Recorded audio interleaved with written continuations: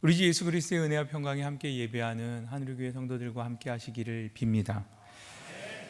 오늘은 빌레몬서를 살피면서 성경을 통해서 헌신에 관해서 함께 고민하고 말씀을 나누려고 합니다.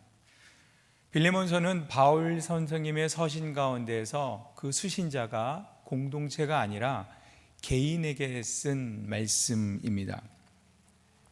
한 장으로만 된 아주 짧은 말씀이고요. 짧고 간단한 내용에 비해서 약간의 설명이 필요한 말씀이기도 합니다. 말씀과 배경에 관한 전이해가 필요하죠. 먼저 무대와 전이해를 나눈 다음에 본문을 따라가면서 함께 헌신에 대해서 묵상하고 기도의 제목을 나누기를 원합니다. 에베소를 중심으로 사역한 사도 바울은 소아시아라고 불리는 지역에 교회들을 세웁니다. 전도의 열매들이 생겼고 그리고 교회들이 세워집니다. 빌립보 교회, 에베소 교회, 안디옥 교회, 사대 교회 등 여러 교회들이 소아시아 지역에 등장합니다. 그 중에 한 교회가 골로새서에 등장하는 골로새 교회고요. 주경학자들에 의하면 이 골로새 교회는 오늘 이름을 갖고 있는 빌레몬 집사님의 가정에서 시작되었다라고 이야기합니다.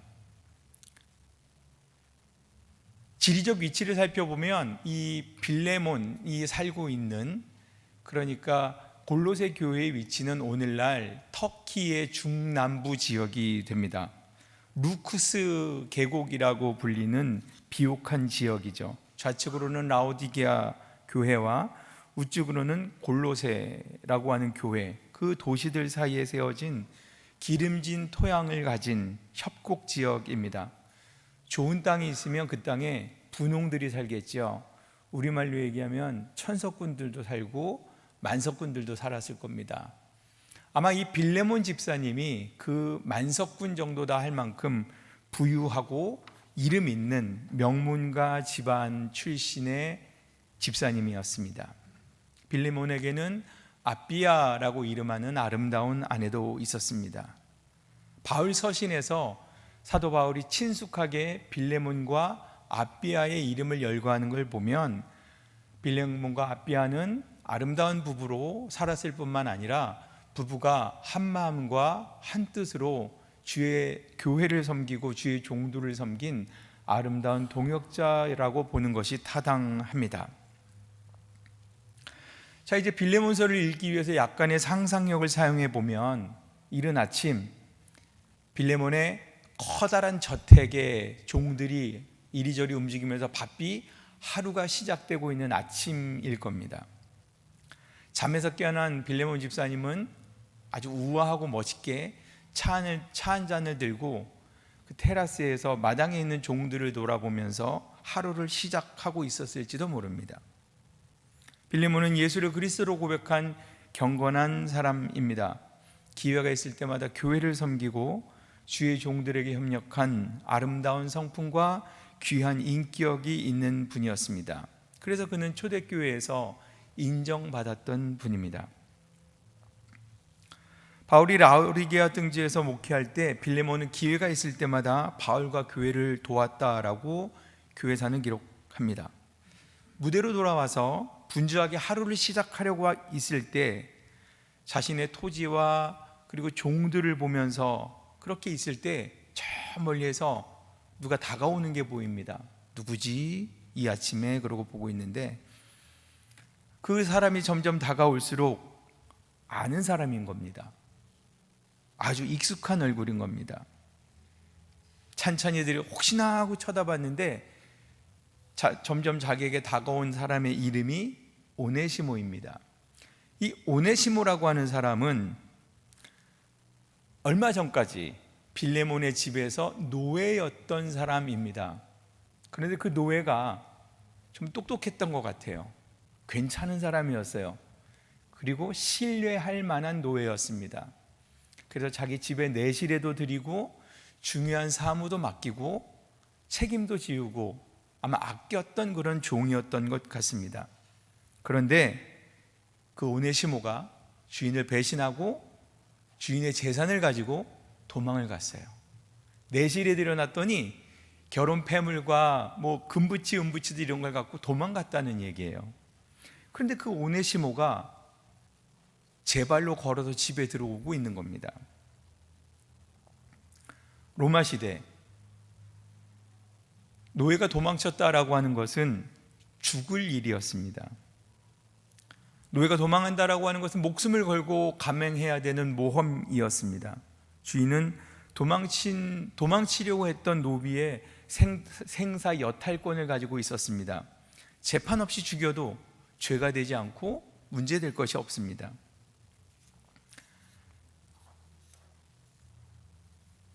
추노끈을 붙여서 도망간 오네시모를 잡으려고 했을지도 모릅니다. 그런데 잡을 수 없었습니다.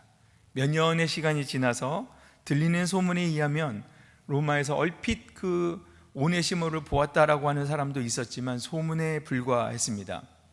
그런데 가만히 있다가도 배신감에 그리고 서운함에 그 마음속에서 불끈불끈하던 그 오네시모가 제 발로 빌레몬의 마당에 들어온 겁니다. 갑자기 벌어진 상황에 당황스럽게도 했을 겁니다. 당장 꿀 앉혀놓고 화도 나고 마음껏 괴롭힌 다음에 내 힘을 보여주리라, 뭐 일벌백계로서 기강을 잡으리라, 뭐 그런 이야기가 있었을지도 모릅니다. 꿀 앉은 노예는 이 오네시모는 죽을 때 죽더라도 이거 보여드리라고 했습니다 라고 품속에서 두루마리로 된 편지 하나를 꺼냅니다. 이제 곧 죽을 노예, 그 노예가 내리는 그 노예가 내미는 두루마리가 오늘 우리가 읽는 빌레몬서입니다. 편지를 보낸 분은 사도 바울 선생님입니다. 사도 바울은 빌레몬을 전도하고 목회하던, 요즘 말로 말씀드리면 담임 목사님이셨던 분입니다. 여기까지가 빌레몬서의 배경입니다. 도망친 노예가 가져온 문서, 편지 하나, 그 내용을 살피면서 빌레몬서를 통해서 은혜를 나누려고 합니다. 사도 바울께서 보낸 편지니까 빌레몬을 찬찬히 그리고 기쁜 마음으로 읽었겠죠. 우리도 빌레몬서를 읽어봅니다. 1절부터 3절까지 다 함께 한 목소리로 말씀을 읽겠습니다. 3절까지입니다.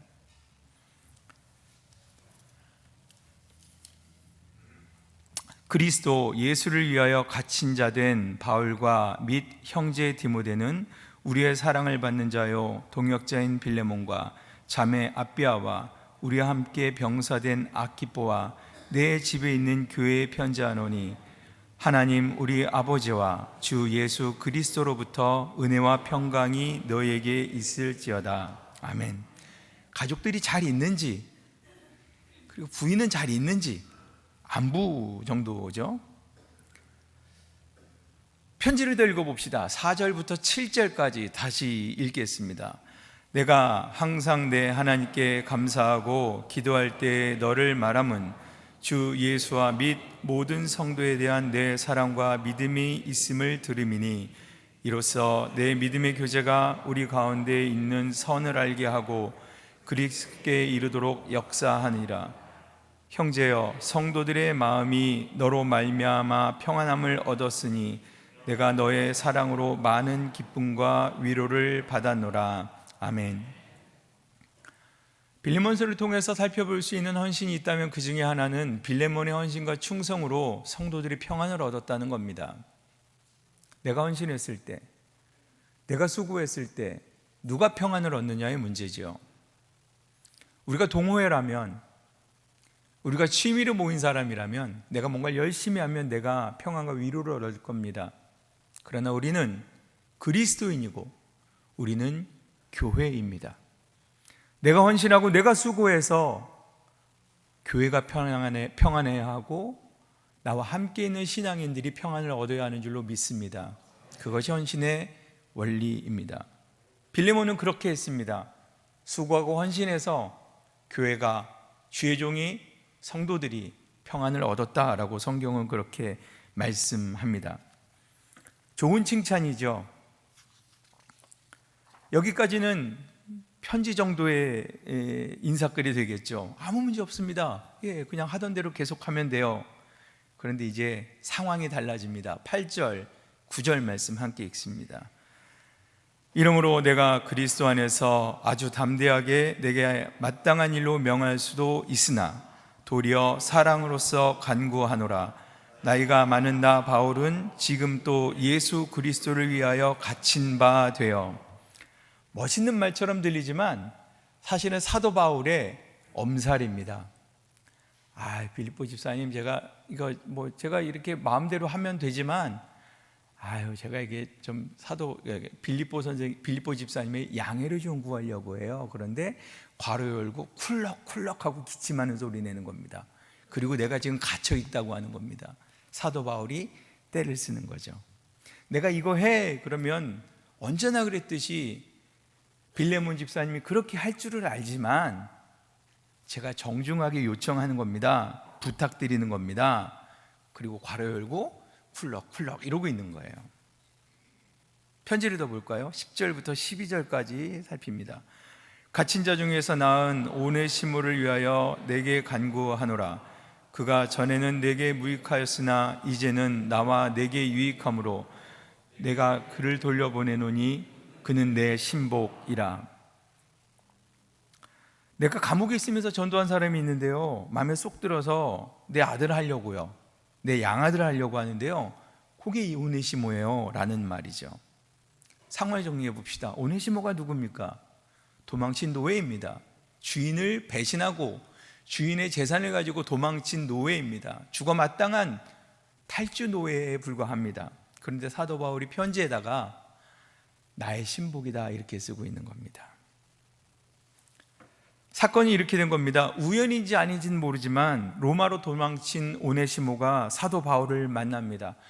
당시 로마에서 재판을 위해서 대기하고 있던 사도 바울은 로마 시민권자였기 때문에 로마 법에 의하면 로마 시민은 재판을 받으려고 준비할 때 군병과 같이 다니면 어디든지 갈 수 있었습니다. 재판을 기다리면서 여전히 사도 바울은 전도하고 복음을 전합니다.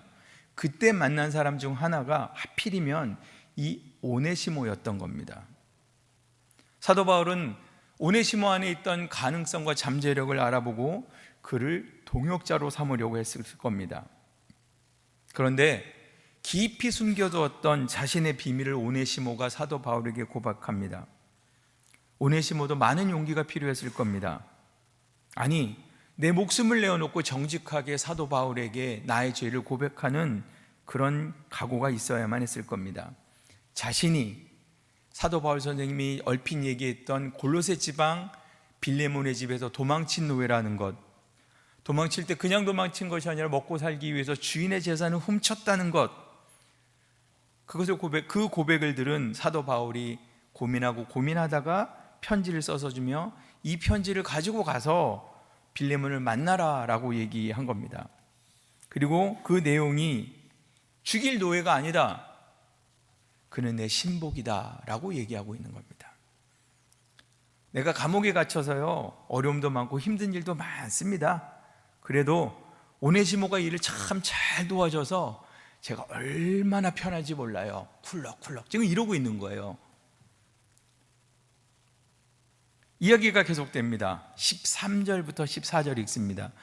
그를 내게 머물러 있게 하여 내 복음을 위하여 갇힌 자 중에서 내 대신 나를 섬기게 하고자 하나 다만 내 승낙이 없이는 내가 아무것도 하기를 원하지 아니하노니 이는 너의 선한 일이 억지같이 되지 아니하고 자의로 되게 하려 함이라. 아멘. 복음에는 큰 일꾼인데 심지어 빌립보 집사님만큼 그런 도움이 되는 사람인데 빌립보 집사님의 허락을 받고 오네시모와 함께 있었으면 좋겠다라고 하는 요청이 되는 겁니다. 겉으로는 요청이지만 사실은 강압적인 요청 아닐까요? 내가 지금 나이가 들고 감옥에 갇혀서 있는데 오네시모가 신복이기도 하고 큰 유익이 되기도 하지만 허락 안 해주면 내가 못 쓰지 지금 사도 바울이 이렇게 얘기하고 있는 거예요. 빌레몬이 뭐라고 했겠습니까? 사도 바울의 뜻이니까 풀어줘야죠. 그런데 여기서 우리가 기억해야 될 게 있습니다. 빌레몬은 그래 도망친 후에 용서해주면 되지라고 하지만 오네시모 입장에서는 어떻겠습니까? 자기는 죽어 마땅한 노예예요. 그런데 사도 바울 때문에 지금 자기가 살고 있는 겁니다. 화도 났을 겁니다. 빌레몬 집사님은 화도 났겠지만 잘 덮고 사도 바울이 필요하면 데려다가 종으로 쓰라고 그렇게 얘기하는 겁니다. 여기서 우리가 기억할 교훈이 있는 줄로 압니다. 사도 바울은 그냥 편지 한 장 써서 야, 오네시모가 있는데 나랑 같이 있어. 잘못도 있지만 내가 필요해서 내가 써야 될 사람이니까 그런 줄 알고 뭐 있어요 하고 끝낼 수도 있었을 겁니다. 그런데 사도 바울은 옳은 일을 옳은 절차에 의해서 하고 있는 겁니다. 보통 우리가 자주 저지르는 실수 가운데 하나입니다. 내가 맞아요. 내가 옳아요. 내가 틀린 게 아니에요. 내가 정당하고요. 내가 상식적이고요. 내가 옳아요. 그때 잘해야 됩니다. 많은 경우는 옳은 사람이 잘못해요. 잘못한 사람은 사과하고 그렇게 안 하면 돼요. 옳은 사람이 잘해야 일이 진행이 되는 겁니다. 내가 맞고 내가 타당하고 내가 의로울 때, 내가 정답일 때 그때 잘해야만 합니다. 옳은 사람이 참지 않으면 일이 망가져요.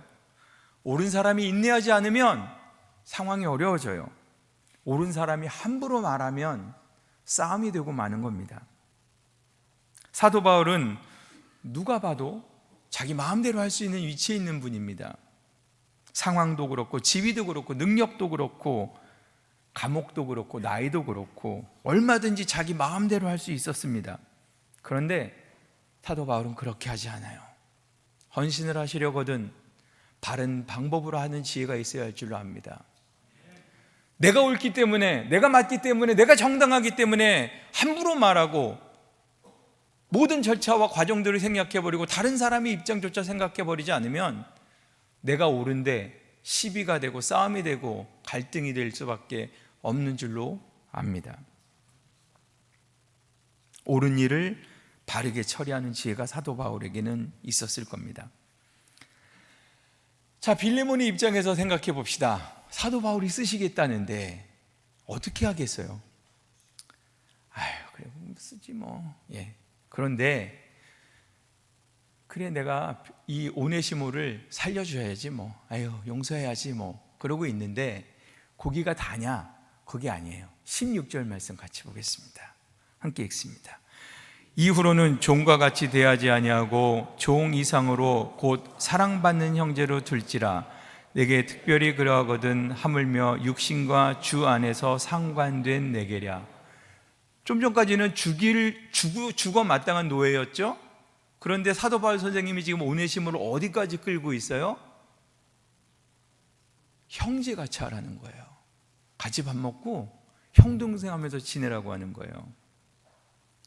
더 이상 하인의 자리가 아니라 주인과 동등한 자리에 두라는 겁니다. 용서하는 것도 정말 노력을 해야 되는데 한 상에 앉아서 형제처럼 대하라고 하는 겁니다. 빌레몬에게 불편한 일이 분명합니다.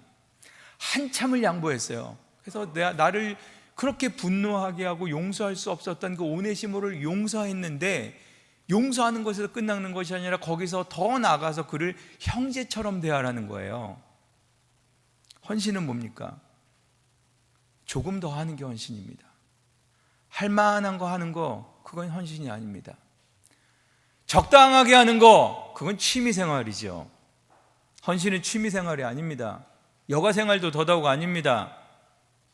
등산 가는 사람들이 좋아하는 등산하는 게 헌신이 아닙니다. 그렇게 산에 올라가서 아이고 다리야 그렇게 하는 게 헌신이 아니라는 겁니다.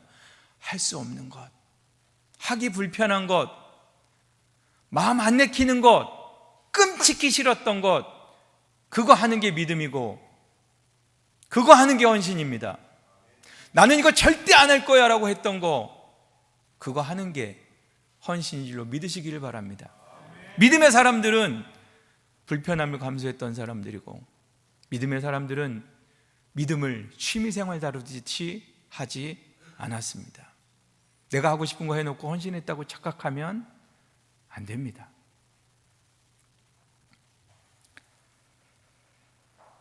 아이고, 그래, 이제 빌레몬 입장이에요. 그래, 그래, 뭐 할 수 없지. 내가 양보해야지. 야, 일로 와. 그래, 앉아. 동생, 우리 형 동생 하자. 그러고 있어요. 근데 아비야가 한마디 합니다. 여보, 조금만 더 읽어봐야겠는데요. 17절입니다. 함께 읽습니다. 그러므로 내가 나를 동역자로 알진대 그를 영접하기를 내게 하듯 하고. 자, 여기 죽어 마땅한 노예였어요. 용서했어요. 형제 자리까지 들어가서 그래, 그거 꾹 참고 이리 와라 그랬는데, 사도 바울이 지금 뭐라고 말씀하는 거예요? 나하고 똑같이 대접해줘라는 거예요. 그러면 상황이 역전되죠? 누가 더 위에요? 오네시모가 더 위에요. 더 좋은 대접을 하라는 요구예요. 제가 말씀드린 한 발 더 하고 조금 더 하는 게 헌신이라고 말씀드렸는데요, 그게 결코 쉬운 일이 아닙니다. 그게 정말 어려운 일입니다.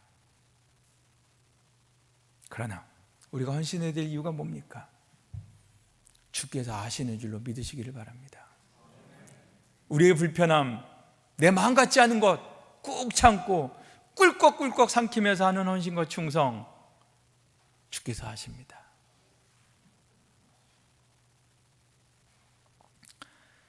사도 바울이 참 고약하죠, 그죠?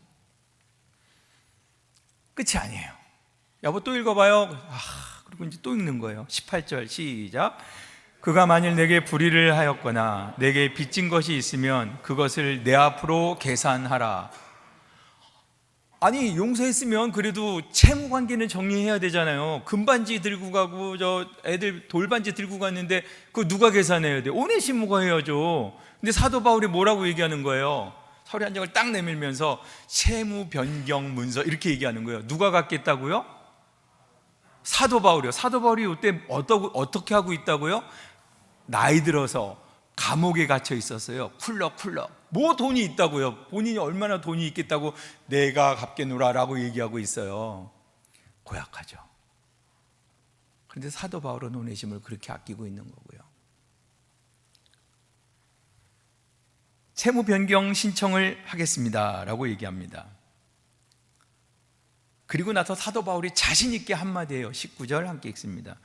나 바울이 친필로 쓰노니 내가 갚으려니와 내가 이 위에 내 자신이 내게 빚진 것은 내가 말하지 아니하노라. 이게 무슨 말이냐면요,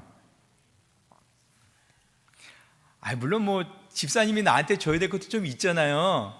근데 뭐 그냥 퉁치죠 이런 얘기예요 지금.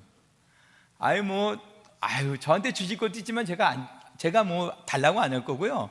오네시모가 줄 것 말씀하세요, 제가 드릴게요 이러고 있는 거예요. 이러면 거의 사기꾼에 가깝죠, 그죠? 사도 바울의 목적은 단 하나입니다. 오네시모를 세우기 위함입니다. 사람은 그렇게 얻습니다. 적당한 말로 유혹하거나 적당한 말로 뭐 이렇게 혼란스럽게 만드는 것이 아니라 사람은 귀하게 얻는 겁니다. 사람을 귀하게 얻는 분이 또 계십니다. 우리를 구원하시기 위해서 예수 그리스도께서는 피를 흘리셨습니다. 십자가를 지셨습니다. 그리고 그곳에서 죽으셨습니다. 우리는 그런 사람들이에요. 그게 복음이에요. 다 갚아주실 수 있겠어요? 사도 바울이요? 어렵죠. 근데 자기의 모든 것을 통해서, 모든 것을 쓰면서 체면이나 채통이나 예의나 이런 걸 쓰면서 오네시모를 위하고 섬기는 마음을 빌레몬에게 전하고 있는 겁니다.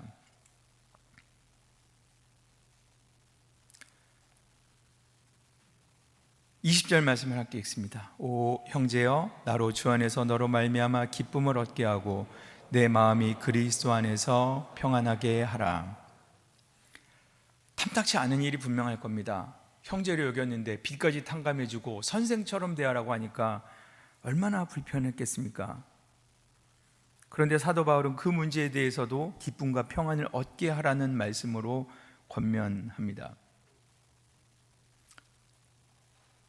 사도 바울의 편지는 마무리로 이어지는 내용입니다. 23절부터 25절까지 함께 읽습니다.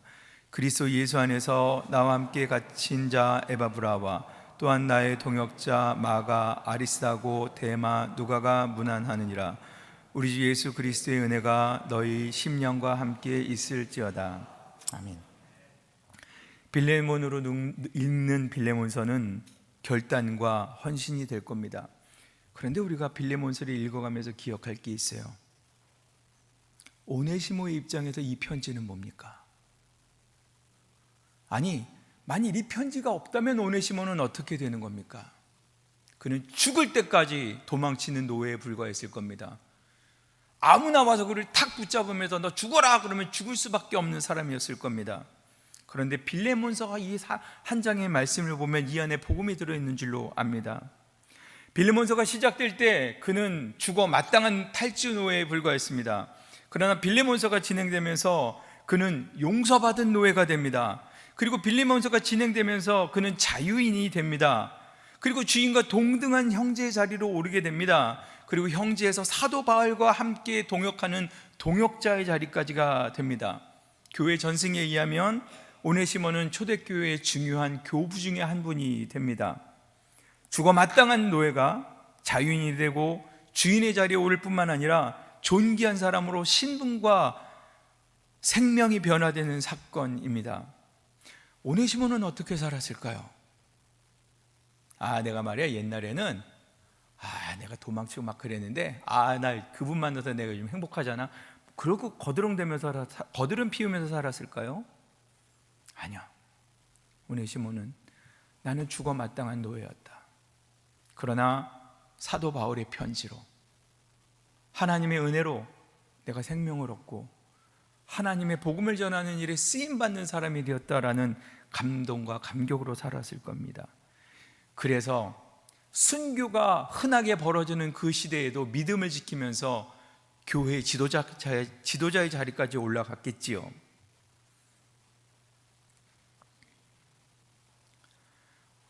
오네시모만 그렇게 구원을 얻었습니까? 아니요. 우리도 그렇게 구원을 얻은 사람입니다. 죽어 마땅한 우리가, 죄의 자녀였던 우리가 예수 그리스도의 보혈로 정결하게 되고 하나님의 자녀가 되는 권세까지 주셨던 사건이 복음의 사건입니다. 그리고 그 복음의 사건으로 우리가 하나님의 자녀가 되었다라고 성경이 말씀합니다.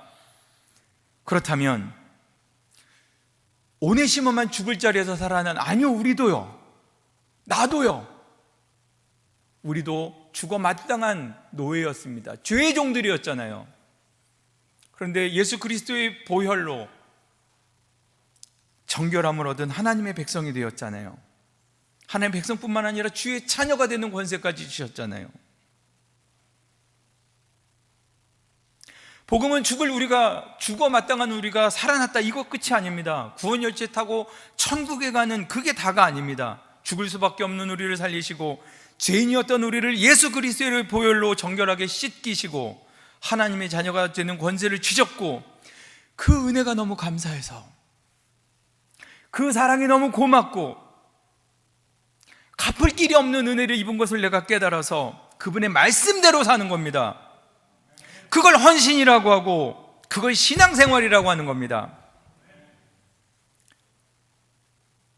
헌신은 그 은혜가 너무 귀해서 뭐라도 하려고 애쓰는 겁니다. 뭐라도 하나님 앞에 더 드리려고 애쓰고 수고하는 것, 그것이 헌신이고 그것이 신앙생활입니다. 구원의 은혜 앞에 합당하게 살려고 하는 게 헌신이고 그리스도인의 삶입니다. 헌신 예배로 모인 남천도의 여러분, 그리고 성도 여러분, 우리가 누굽니까? 십자가의 피로 정결하게 사신 죽어 마땅한 죄인들이었던 사람들입니다. 그러나 예수의 보혈로 구원받은 성도가 되고 하나님의 자녀가 된 사람입니다. 하나님의 자녀답게 아름답게 살아야 될 책임이 우리에게 있지 않습니까? 주 앞에 서는 날, 주께서 우리를 부르시는 그날까지 구원의 은혜에 합당한 헌신과 아름다운 신앙의 사람들로 사시기를 예수 그리스도의 이름으로 축원합니다.